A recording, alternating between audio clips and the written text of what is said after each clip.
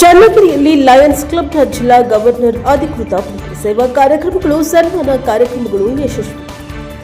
ದಾವಣಗೆರೆ ಜಿಲ್ಲೆಯ ಚನ್ನಗಿರಿ ತಾಲೂಕಿನಲ್ಲಿ ಲಯನ್ಸ್ ಅಂತಾರಾಷ್ಟ್ರೀಯ ಸಂಸ್ಥೆಯ ಲಯನ್ಸ್ ಕ್ಲಬ್ ಚನ್ನಗಿರಿ ಚೆನ್ನಮ್ಮಾಜಿ ವತಿಯಿಂದ ಜಿಲ್ಲಾ 317 ಸಿಯು ಜಿಲ್ಲಾ ಗವರ್ನರ್ ಅವರ ಅಧಿಕೃತ ಭೇಟಿ ಅಂಗವಾಗಿ ಗುರುವಾರ ಸಂಜೆ ಚನ್ನಗಿರಿಯ ಲೋಹಿಯಾ ಭವನದಲ್ಲಿ ವಿವಿಧ ಸೇವಾ ಹಾಗೂ ಸನ್ಮಾನ ಕಾರ್ಯಕ್ರಮಗಳು ಯಶಸ್ವಿಯಾಗಿ ಜರುಗಿದವು.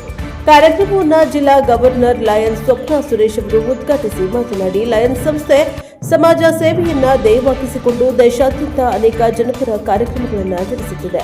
ಸಮಾಜದ ವಿವಿಧ ಕ್ಷೇತ್ರಗಳಲ್ಲಿ ಸಾಧನೆ ಮಾಡಿದವರನ್ನ ಗೌರವಿಸುವುದು ಹಾಗೂ ಅಗತ್ಯವಿರುವ ಸ್ಥಳಗಳಿಗೆ ನೆರವನ್ನ ನೀಡುವುದು ಲಯನ್ಸ್ ಸಂಘಟನೆಯ ಪ್ರಮುಖ ಉದ್ದೇಶವಾಗಿದೆ ಎಂದು ಹೇಳಿದ್ದಾರೆ. ಕಾರ್ಯಕ್ರಮದ ಅಧ್ಯಕ್ಷತೆಯನ್ನ ಲಯನ್ಸ್ ಕ್ಲಬ್ ಚನ್ನಗಿರಿ ಚೆನ್ನಮ್ಮಾಜಿ ಅಧ್ಯಕ್ಷರಾದ ಲಯನ್ ನಾಗರಾಜ್ ನಾಡಿಗ ವಹಿಸಿದರು. ಈ ಸಂದರ್ಭದಲ್ಲಿ ಮಾತನಾಡಿದ ಅವರು, ಲಯನ್ಸ್ ಕ್ಲಬ್ ಸಮಾಜಮುಖಿ ಚಟುವಟಿಕೆಗಳ ಮೂಲಕ ಜನರಿಗೆ ಸೇವೆ ನೀಡುವುದನ್ನು ಮುಂದುವರಿಸಿಕೊಂಡು ಹೋಗಲಿದೆ ಎಂದು ತಿಳಿಸಿದ್ದಾರೆ. ಈ ಸಂದರ್ಭದಲ್ಲಿ ಚನ್ನಗಿರಿ ಚಿತ್ರದುರ್ಗ ರಸ್ತೆಯಲ್ಲಿ ನಗರದ ಸ್ವಾಗತ ಕೋರುವ ನಾಮಫಲಕಗಳನ್ನು ಅನಾವರಣಗೊಳಿಸಲಾಯಿತು. ಜೊತೆಗೆ ಚನ್ನಗಿರಿ ಶ್ರೀ ಕೇದಾರ ಶಾಖಾ ಮಠಕ್ಕೆ ಕುರ್ಚಿಗಳ ವಿತರಣೆ ಮಾಡಲಾಯಿತು.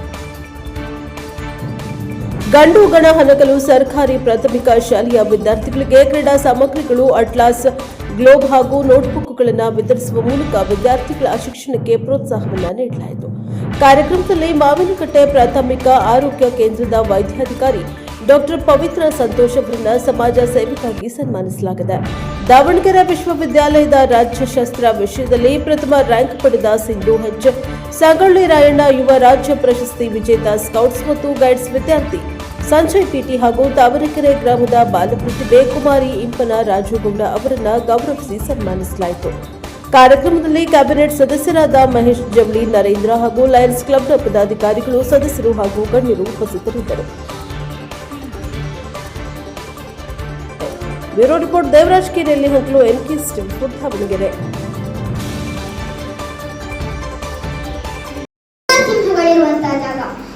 ಬಂಧುಗಳೇ, ನಿಜ ಅಲ್ವಾ? ಈ ಎಲ್ಲ ಲಯನ್ಸ್ಗೂ ಒಂದು ಅಭಿನಂದನೆಗಳು ಹೇಳೋದಕ್ಕೆ ಇಷ್ಟಪಡ್ತೇನೆ ಬಂಧುಗಳೇ. ಲಯನ್ಸ್ ಕ್ಲಬ್ ಇರೋದು ಸಮಾಜ ಸೇವೆ ಮಾಡೋದಕ್ಕೆ, ಅಂದ್ರೆ ಕೊಡೋದಕ್ಕೆ.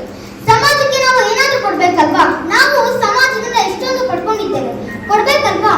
ಅದಕ್ಕೆ ನಮ್ಮ ವಿವೇಕಾನಂದರು ಬಹಳ ಚೆನ್ನಾಗಿ ಹೇಳ್ತಾರೆ, ಸಮಾಜದಿಂದ ಪಡ್ಕೊಂಡಂತ ಮನುಷ್ಯ ಅವನು ಸಮಾಜಕ್ಕೆ ಏನನ್ನು ಕೊಡದೆ ಹೋದ್ರೆ ಅವನನ್ನ ದ್ರೋಹಿ ಅಂತ ಕರೀತಾರೆ ಅಂತ ಹೇಳಿದ್ರು ನಮ್ಮ ವಿವೇಕಾನಂದರು. ಈ ಕೊಡ್ಬೇಕು ಅನ್ನೋ ಮನಸ್ಸಿದೆಯಲ್ಲ, ಅದು ಬಹಳ ದೊಡ್ಡ ಬಂಧುಗಳೇ. ಇದಕ್ಕೆ ಒಂದು ಕತೆ ಹೇಳೋದಾದ್ರೆ, ಒಂದು ಊರು, ಕಾಡಿನ ಪಕ್ಕ ಊರು.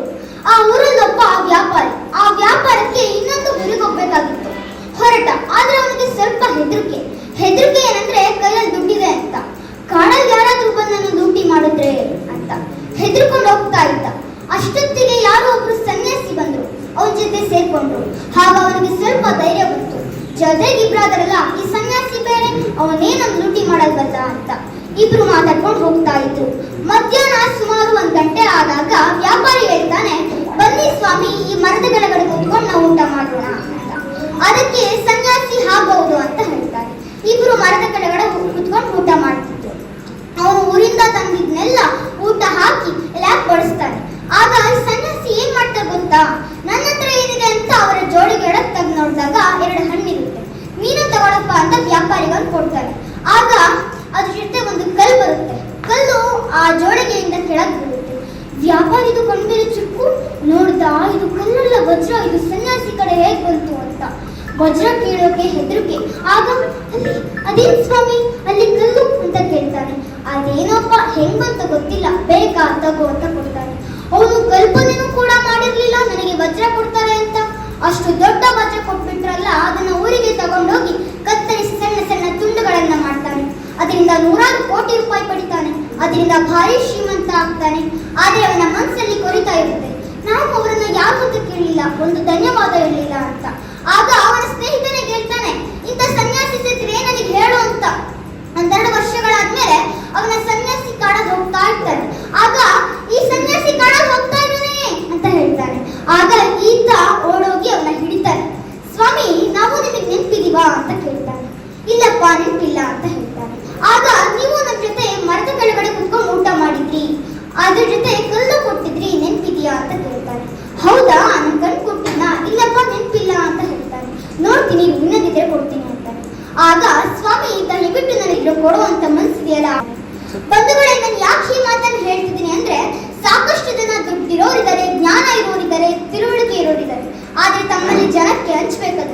ಅದನ್ನ ಹಂಚದೆ ಹೋದ್ರೆ ಅದು ವ್ಯರ್ಥ ಆಗತ್ತೆ ಬಂಧುಗಳೇ. ಆದ್ರೆ ಜನಕ್ಕೆ ಏನನ್ಸುತ್ತೆ ಅಂದ್ರೆ, ನಮ್ಮ ಹತ್ರ ಏನ್ ದುಡ್ಡಿದೆ ಕೊಡೋದಕ್ಕೆ, ನಮ್ ಕಡೆ ದುಡ್ಡು ಅಂತ ಎಲ್ಲ ಬಂಧುಗಳೇ, ಕೊಡೋದಕ್ಕೆ ನಮ್ ಕಡೆ ಎಲ್ಲರೂ ಕೊಡುವಂತ ವಸ್ತುಗಳಿದೆ.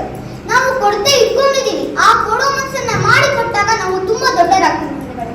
ಸಾಮಾನ್ಯವಾಗಿ ಕೊಟ್ಟಾಗ ತುಂಬಾ ಹೇಳ್ಕೊಂಡ್ಬಿಡ್ತೀವಿ, ಕೊಟ್ಟೆ ಕೊಟ್ಟೆ ಕೊಟ್ಟೆ, ನಾನು ಕೊಟ್ಟೆ ಅಮ್ಮ, ನಾನು ಕೊಟ್ಟೆ ಅಪ್ಪ ತುಂಬಾ ಅಂತ ಹೇಳ್ಬಿಡ್ತೀವಿ ಬಂಧುಗಳೇ. ನಾನು ಹೀಗೆ ಒಂದು ದೇವಸ್ಥಾನಕ್ಕೆ ಹೋಗಿದ್ದೆ. ಅದ್ರ ಒಳಗಡೆ ಹೋದ್ರೆ ದೇವ್ರೇ ಕಾಣ್ತಾ ಇಲ್ಲ, ಎಲ್ಲ ಕೊಡೆ ಕತ್ಲಿದೆ. ಆಗ ಪೂಜರು ಕೇಳಿದೆ, ಪೂಜರೆ ಇದೇನ್ ಪೂಜರೆ, ಎಲ್ಲ ಕತ್ಲಿದೆ ಅಂತ ಕೇಳಿದೆ.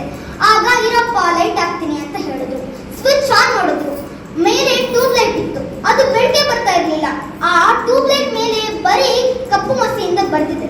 ಅದೇನಂತ ಅಂದ್ರೆ, ಇಂಥವರ ಕೊಡುಗೆ, ಇಂಥವರ ಮೊಮ್ಮಗ, ಇಂಥವರ ಮಗ, ಇಂಥವರ ಕೊಟ್ಟಂತ ಕೊಡುಗೆ ಅಂತ. ಆ ಟ್ಯೂಬ್ ಲೈಟ್ ಮೇಲೆ ಬರೀ ಕೆಂಪು ಮಸಿಯಿಂದ ಬರ್ದಿದ್ರೆ ಇನ್ನೆಲ್ಲಿಂದ ಬರುತ್ತೆ ಬೆಳಕು ಬಂಧುಗಳೇ? ಅದನ್ನ ಯಾರಾದ್ರೂ ದಾನ ಅಂತ ಹೇಳ್ತಾರಾ? ಅದನ್ನ ದಾನ ಅನ್ನೋಕ್ಕಾಗೋದಿಲ್ಲ ಬಂಧುಗಳೇ. ದಾನ ಅನ್ನೋದು ನಮ್ಮದೇ ಆಗಿರುವುದನ್ನ ದಾನ ಅಂತ ಹೇಳ್ತಾರೆ. ಒಂದು ನಗೆಯನ್ನ ಕೊಡೋದಿಕ್ಕಾಗಲ್ವಾ? ಒಂದು ಒಳ್ಳೆ ಮಾತನ್ನ ಕೊಡೋದಿಕ್ಕಾಗಲ್ವಾ? ಎಲ್ಲಾದ್ರೂ ನಮ್ಮ ತಂದೆ ತಾಯಿ ಹೊರಗಡೆ ಹೋದಾಗ ನೋಡ್ತಾರೆ, ಯಾರಾದ್ರೂ ಸಿಕ್ಕಿದ್ರೆ ಮಾತಾಡಿಸ್ತಾರೆ. ಆದ್ರೆ ಆ ಕಡೆಯಿಂದ ಪ್ರತಿ ಉತ್ತರನೇ ಬರ್ತಿರಲ್ಲ. ಸಾಮಾನ್ಯವಾಗಿ ನೋಡಿದಾಗ ಹೇಗಿದ್ದೀರಾ ಅಂತ ಕೇಳ್ತೀವಿ. ನಾವು ಚೆನ್ನಾಗಿದ್ದೀವಿ, ನೀವ್ ಹೇಗಿದ್ದೀರಾ ಅಂತ ಕೇಳೋದು ಧರ್ಮ ಬಂಧುಗಳೇ. ಇನ್ನೂ ಕೆಲವೊಬ್ಬರಿಗೆ ನಗೋಕೆ ಬರಲ್ಲ, ಯಾವಾಗ್ಲೂ ಗಂಟು ಮುಖ ಹಾಕೋ ಕೂತ್ಕೊಂಡ್ಬಿಡ್ತಾರೆ.